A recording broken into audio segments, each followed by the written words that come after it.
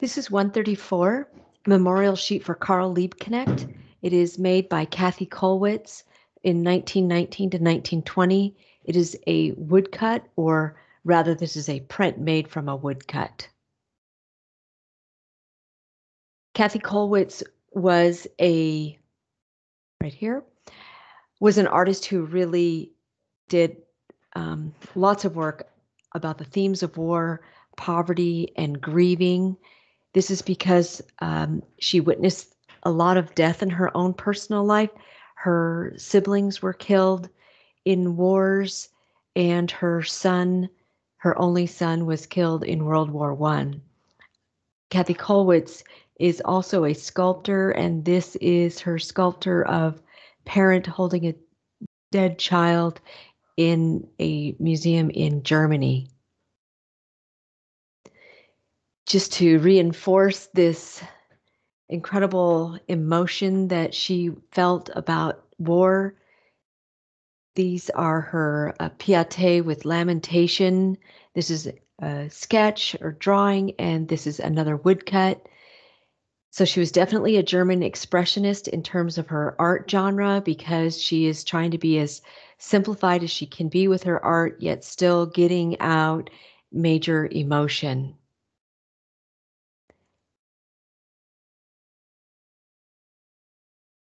Between World War I and World War II, Germany was in chaos. It had lost World War I, and so it was struggling to create a government to run the country. And there was a lot of struggle between socialists and communists, and Kathy Kollwitz was a socialist.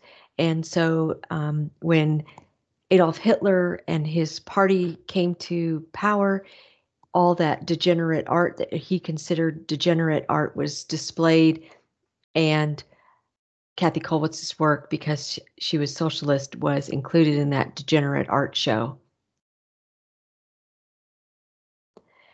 More context is Karl Liebknecht was a communist, and he led a revolt in 1919 against the newly established German government. He wasn't killed in the revolt. He was found later and shot in the back. And Kathy Kollwitz felt like this was an abomination. A genuine government would not do this to its people.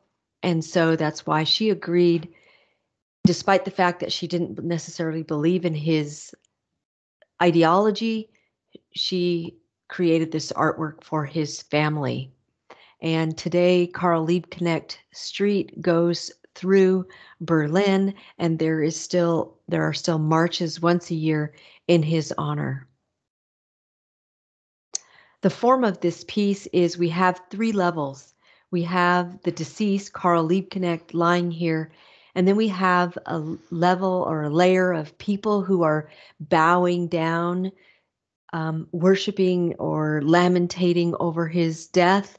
And then in the back, we have a third row of people who are in the crowd in the background, still mourning. You can see that one of her traits in her art is to have very expressive faces. She doesn't use a lot of lines to make this expression, but that's where most of the work lies, is in the face. Then she uses a lot of negative space here in the bodies. You can see here Karl Liebknecht bodies has really practically very little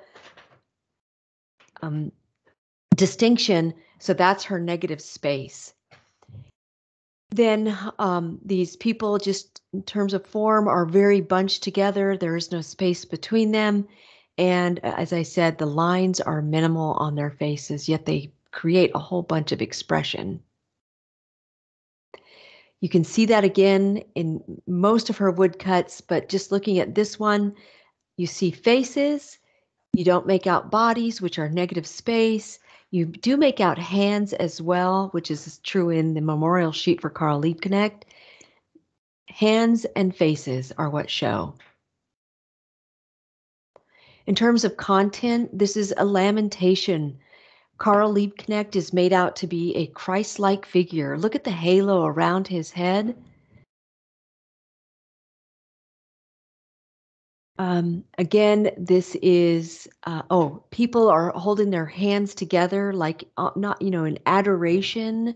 I know he's holding his hat, but his hand is in adoration, and their heads are leaning over as if they're in prayer. So this is really hearkening back to our Middle Ages Christ and Lamentation and our Renaissance pieces as well.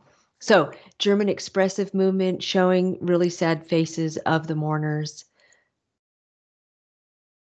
So the function of Kathy Kollwitz's memorial sheet for Karl Liebknecht is to pay homage to this leader who didn't necessarily have her same values, but who was murdered.